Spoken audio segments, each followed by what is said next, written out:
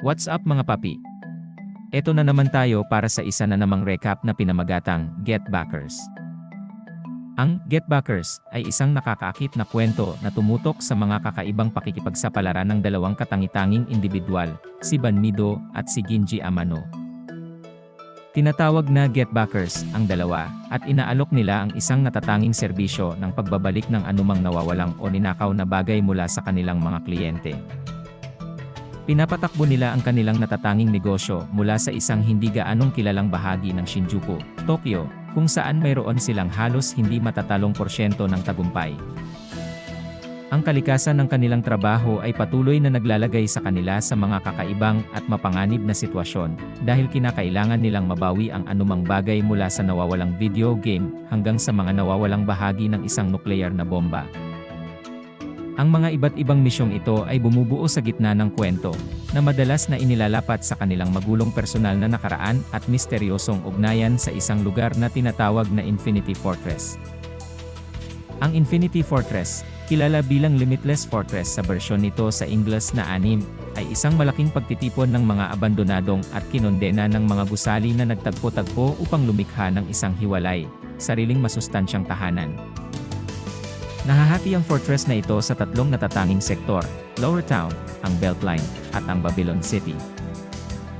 Samantalang ang Lower Town, sa pinakamababang altitude, ay naglalakbay sa ilang mga ilalim na antas. Ang Beltline, na sinusuportahan ni Der Kaiser, ang ama ni Ban, ay itinuturing na pinakapeligroso na bahagi ng Infinity Fortress. Ang Babylon City, ang pinakamataas na bahagi ng fortress, ay sinasabing tirahan ng Brain Trust at iniisip na tahanan ni Ginjes na ina. Sa totoo lang, ang Babylon City ay ang representasyon ng tunay na mundo, at ang natitirang bahagi ng Infinity Fortress ay isang virtual na realidad.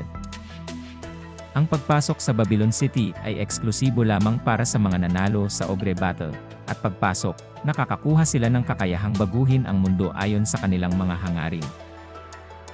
Motibado ng kanilang mga personal na layunin, nilusob ni Ban at Ginji ang Infinity Fortress. Layunin ni Ban na iligtas ang inakayang si Himiko mula kay Kagami, habang si Ginji ay umaasa na magkaroon ng pagkakataon na makilala ang kanyang ina. Samantalang dinaanan nila ang panganib ng Beltline, natagpuan nila ang maraming matitibay na mandirigma na nagsisilbing tagapagsilbi ng isang nilalang na tinatawag na Voodoo King mula sa Babylon City. Nasa isang misyon ang Voodoo King na kunin ang tatlong Sushan na tutulong sa kanya na buksan ang mga pintuan ng Babylon City, mga pintuan na matagal nang naisara ng lola ni Ban maraming taon na ang nakalipas. Sa pagkilala sa tatlong Sushan, ang Chimera Spirit ni Shido, ang salamin ni Himiko, at ang mga Get Backers mismo, nakipaglaban ang Voodoo King ng isang kamangha-manghang labanan kay Ginji. Sa pamamagitan ng kanyang Thunder Emperor alter ego, nilabanan ni Ginji ang Voodoo King, na nagresulta sa permanente paglaho ni Raitei, ang alter ego ni Ginji, dahil nagawa na nito ang layuning panatilihin ang balance. Matapos ng makasaysayang pagtutuos na ito, sumali si Ban at Ginji sa Ogre Battle, na nagtapos sa pag-aamin ni Ban ng kanyang pagkatalo, na tinamaan sa di mabilang na determinasyon at matibay na kalooban ni Ginji. Tumungo si Ginji sa Babylon City, kung saan nakipagkita siya sa kanyang ina mula sa isang parallel universe. Linawin ng kanyang ina ang pinagmulan ng fortress, at ng mundo na binubuo nito. Ang kanilang pag-uusap ang nag-udyok sa pagbabago ng mundo ng fortress. Habang mananatili itong pisikal na walang pagbabago, ang mga virtual na tagalabas ay magbabago ng anyo, patungo sa tunay na mga entidad.